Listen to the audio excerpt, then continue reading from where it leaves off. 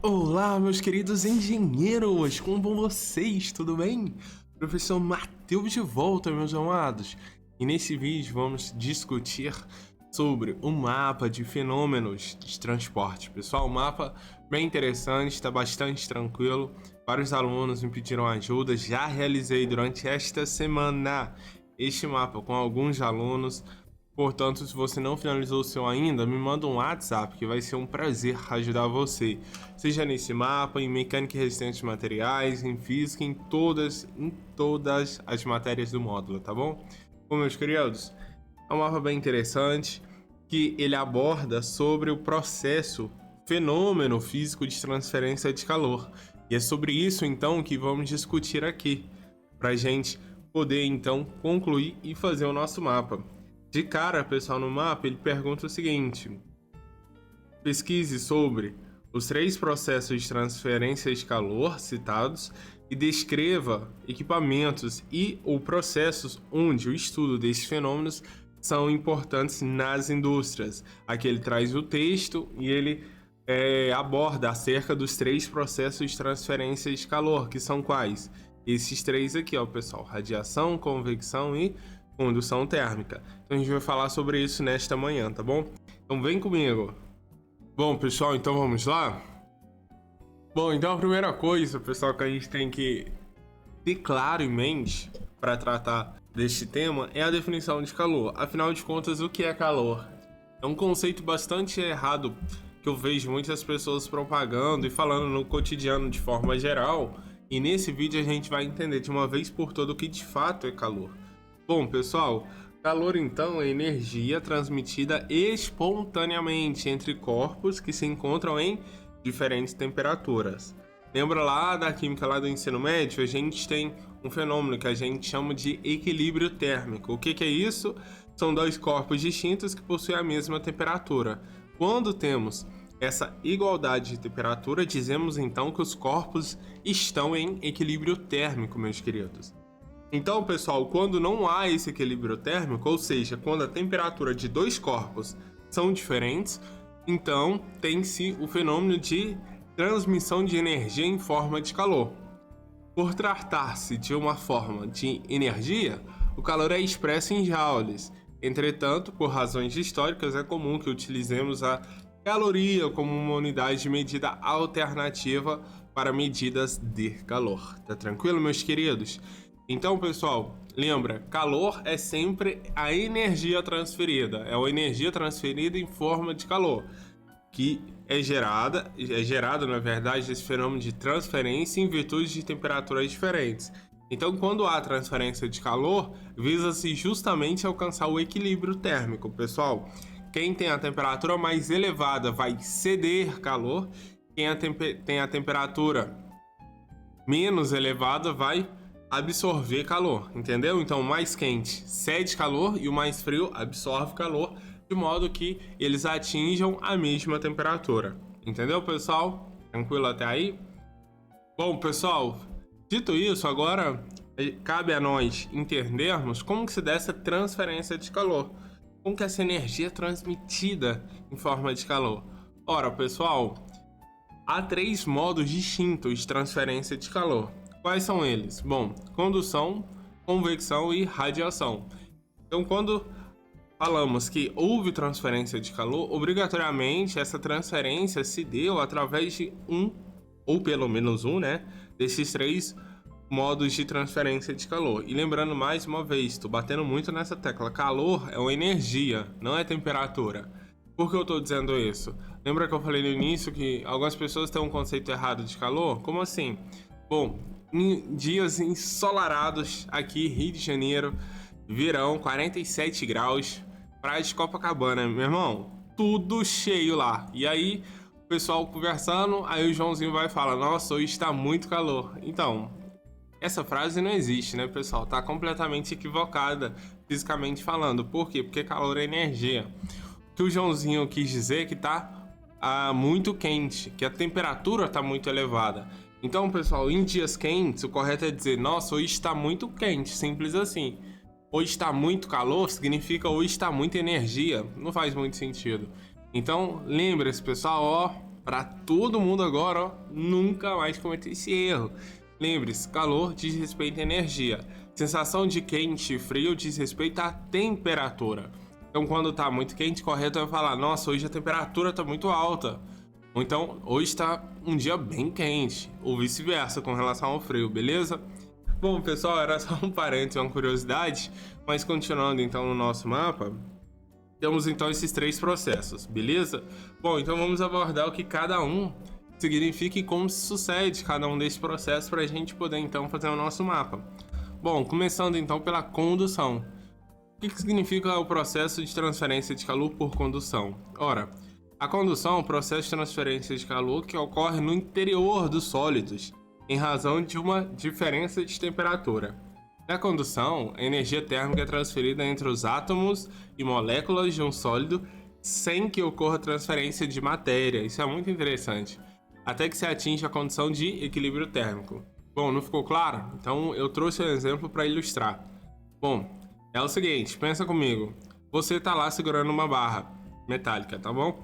E aí, você segura a barra por uma extremidade e na outra extremidade a gente coloca uma vela. Acende a vela e é o que acontece, pessoal, nesse sentido. Colocando então a outra ponta da barra sobre uma chama, concorda comigo que essa ponta que está sobre a chama, ela irá começar a aquecer, beleza? Bom, com isso, pessoal, primeiramente, a parte que está sobre o fogo terá sua temperatura elevada, pois a chama estará transferindo energia para a barra. Entendeu a ideia? E como se dá essa transferência, as moléculas que constituem a barra então vão começar a ficar agitadas, pessoal, e começará então a se chocar. Várias colisões irão ocorrer entre as moléculas da barra e essas colisões vão produzir então um aumento da energia interna e com isso a elevação da temperatura da barra. O que acontece? Então, ó, a chama ela tá aqui, vai aquecer essa parte. E aí as moléculas que estão aqui, elas vão chocar com essas moléculas aqui.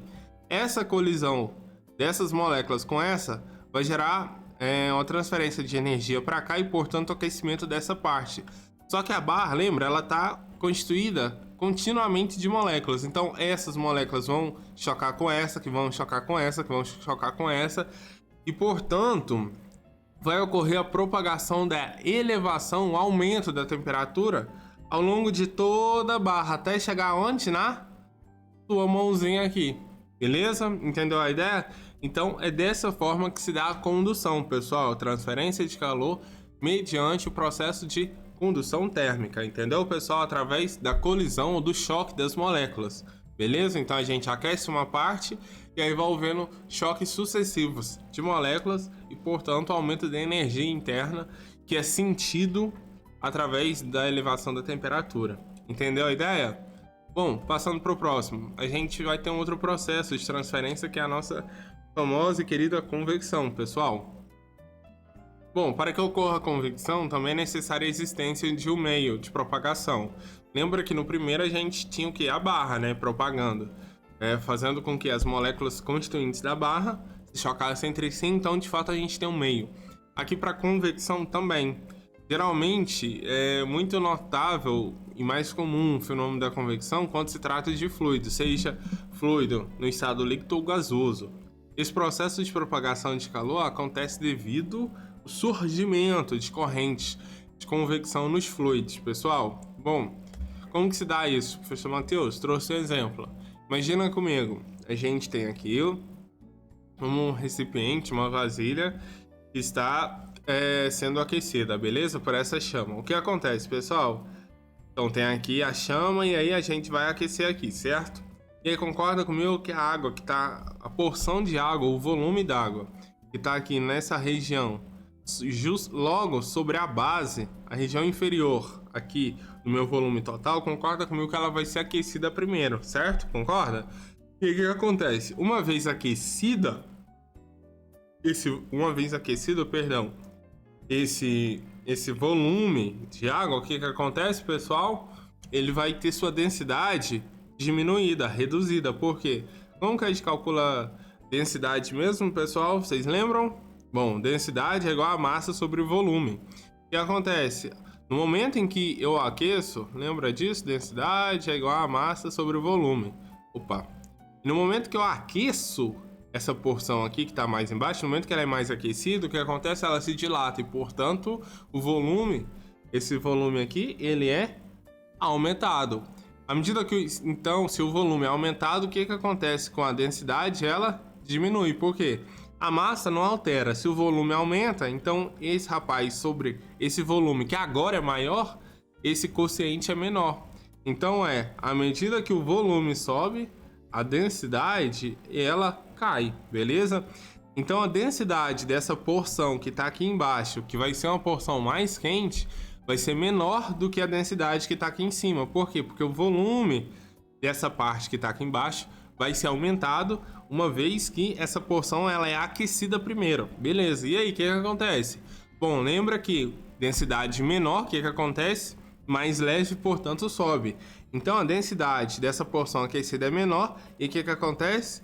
Essa porção que tem sua densidade reduzida vai subir e a porção de água fria, que naturalmente tem a densidade agora maior, vai descer. Entendeu a ideia? Então aí tem esse ciclo contínuo. Então a porção que está mais quente sempre sobe e consequentemente a região que está mais fria, a porção, o volume mais frio desce.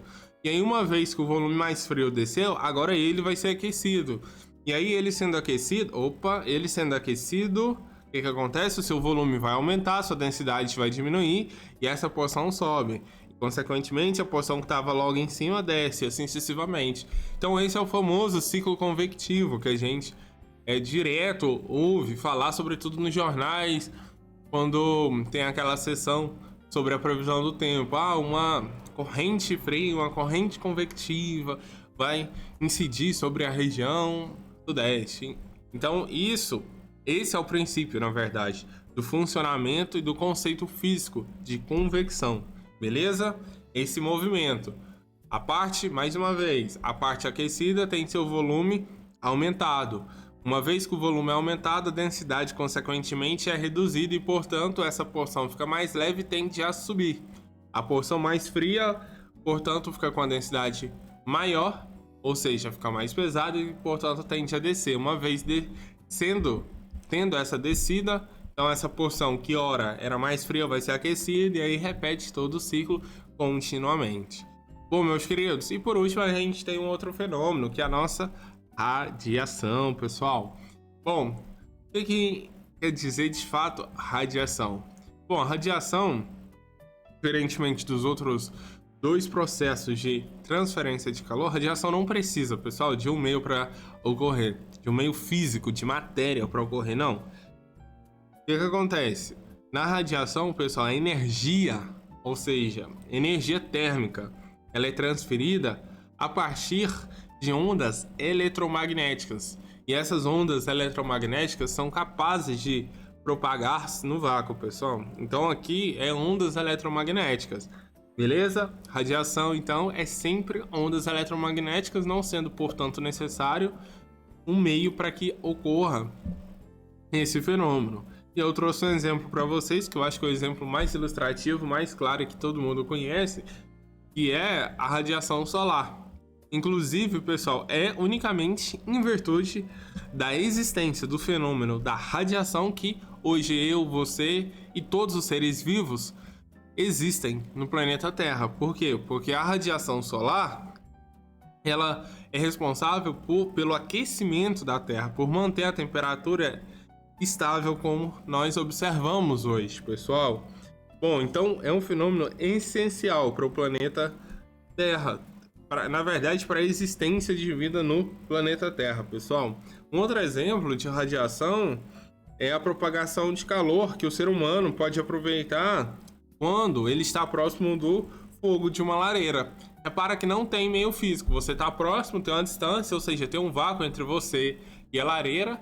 Só que quando você está próximo, mesmo tendo esse vácuo, você sente que está recebendo uma energia térmica, ou seja, você sente que sua temperatura ela é elevada. Como que se dá então essa propagação de energia lá da lareira até você, sendo que você não está em contato com a lareira? Então, é justamente em virtude da radiação, justamente em virtude da emissão de ondas eletromagnéticas por parte das chamas da lareira. Beleza, meus queridos? Bom, explicação muito detalhada sobre cada um dos fenômenos de transferência de calor. E eu tenho certeza que com isso vocês seguramente vão conseguir fazer o mapa de vocês, tá bom? Bom, meus queridos, vou ficando por aqui mais uma vez. Estou ajudando vários alunos, vários grupos de estudo neste mapa, no mapa de mecânica e resistência dos materiais, que está imenso.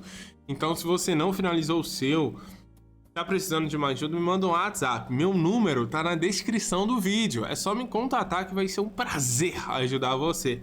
Tenho ajudado centenas de alunos ao longo desses últimos módulos, então vai ser um prazer ajudá-lo também, tá bom? Querido, sendo assim, fiquem com Deus, forte abraço, bons estudos e até o próximo vídeo. Tchau, tchau!